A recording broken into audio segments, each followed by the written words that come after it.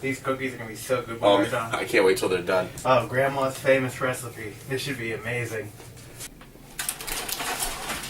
Hey, what's the temp?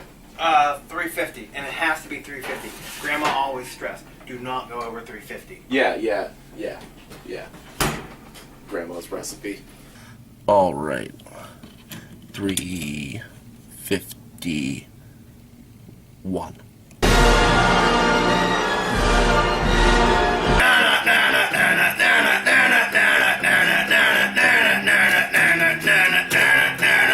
I'm Jake. I'm Ken, Welcome to the Weekly Pickup. and this week, Slipknot's guitarist Mick Thompson got into a knife fight with his brother, and they're both recovering in the hospital right now. This actually happened on Wednesday, and Mick Thompson was stabbed in the back of the head.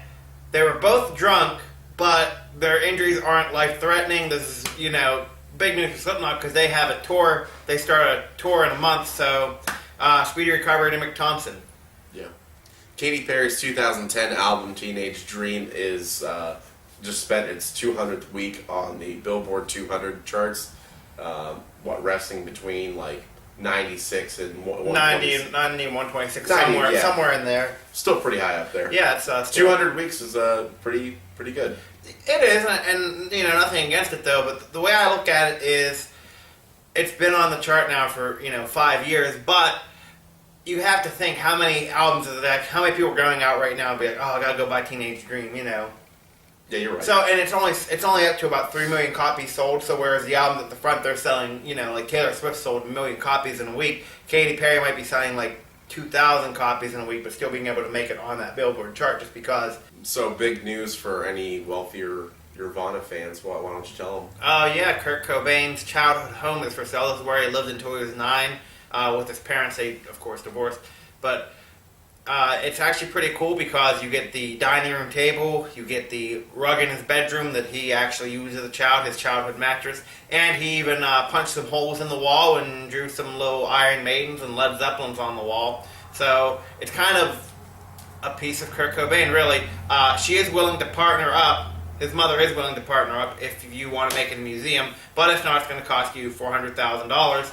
4-room house, pretty tiny though.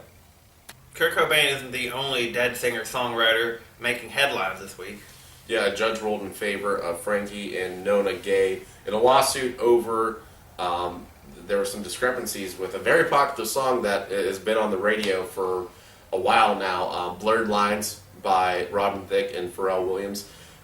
There was a discrepancy over the music and that it sounded like... Gotta Give It Up by Marvin Gaye. Gotta Give It Up. And actually, just before the show here, we did a side-by-side of the songs, and if you want to look that up on YouTube, if you're a little skeptical yourself, it's pretty close. Egregious. It's like 95% the same.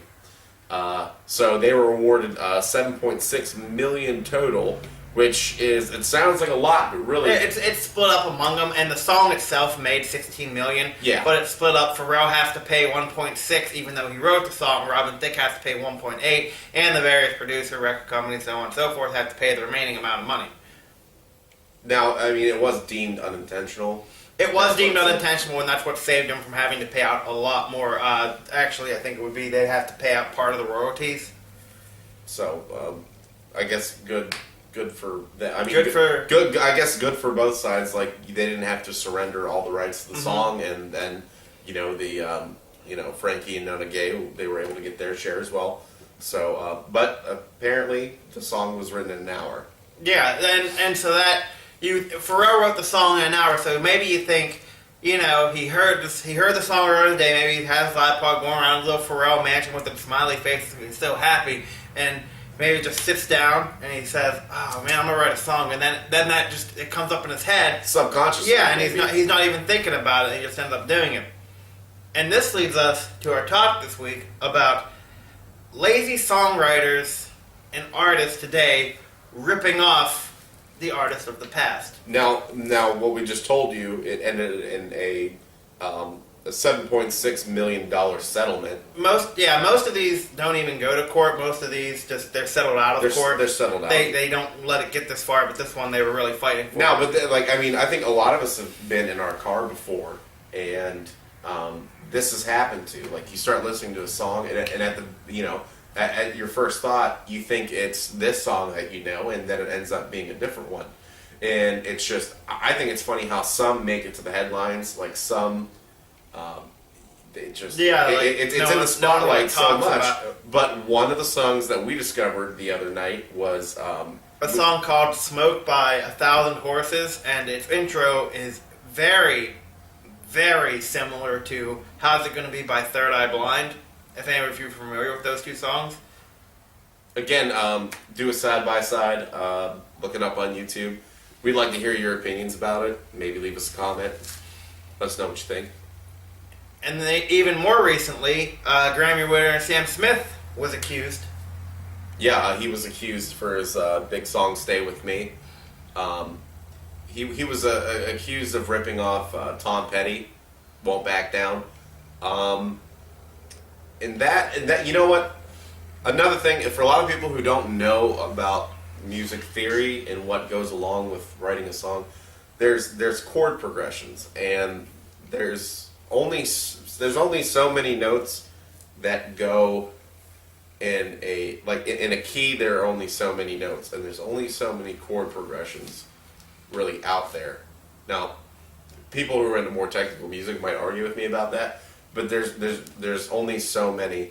So I mean, and it's ever since music has started, it's been a copy of what came before it. Maybe not exact, but I don't know. I think especially the Pharrell Williams and Robin Thicke, the Marvin Gaye, that whole thing. That's not a chord progression they were copying. That sounds exactly like the song. When I hear Tom Petty and then a side by side with Sam Smith, I think that it's similar. I don't think it's enough to, warrant a lawsuit over or anything or a settlement. But I don't know. I think that's another one. I don't think that actually made it to court. I think that was settled out of court. That was settled out of court, and I think a lot of people do that it's honestly just sweep you under the rug, and you have your success, I'll have mine. Yeah, it's just to kind of get it out of the way. And then you even look at Suicide's Tendencies had the song in the 80s, "I Saw Your Mommy," and the Puddle of Mudd song, "She Hates Me," uses the exact same chord progression in the intro. So a lot of people say, "Oh, Puddle of Mudd just ripped off Suicidal Tendencies." That's not necessarily true. Yeah, they probably could have used a different one. I'm not saying they didn't. I'm not saying somebody from Puddle of Mudd wasn't like, "Oh, dude, you ever hear the Suicidal Tendencies song? Let's write one that uses the intro to it." Now, with some of these, do you think that maybe it's intentional? Like, maybe some of these are like, "Oh, dude, I heard this, and I'm going to try and write something." Or do you think maybe it's just subliminal, like we talked about with Pharrell, like, wasn't thinking about it, just kind of popped into his head? But even after it's all done, you think somebody would stand, "Hey, this guy wrote the song," and they're going to stand up and say, "Hey, wait, I've heard that before, let's change that part." Because with 1,000 Horses in their song "Smoke," which is Third Eye Blind's "How's It Gonna Be," just in the intro, you have to wonder, they didn't write the song, but maybe whenever they were handed the song and they played it, they weren't like, "Wait, I've heard this before." It's not like you can say, "Oh, no one in that studio, no one in that band, none of the writers never heard that song before," because that was a big hit in 1998, and they still play along on the radio today. Well, you know what I think, for the bigger bands like that, when you have people writing songs for you, I think that the band can sometimes trust the record company a little too much. Look at Vanilla Ice. Look what happened to him. Like, he got boned. Oh, yeah. Yeah, like that whole thing. And, he was trying to defend himself in an interview saying, paraphrasing, "Oh, there's an extra duh in there, but that, it's too close. Like one note. If there's one note separating your music from somebody else's who's already copywritten, established, then it's too close. You gotta do your research. I've written songs before. I've come up with my own music. I've recorded my own music, and you gotta do research. So, kids, if you decide to write your own music, don't rip anybody off. And if you decide to write your own music, be sure to use a pencil, because it has an eraser. So if you do rip somebody off, Remember to like us on Facebook. Follow us on Twitter. Subscribe to the YouTube channel. And be sure to watch us every week. Look out for the websites. Look out for the t-shirts. All right, peace out. Yeah, see you guys next week.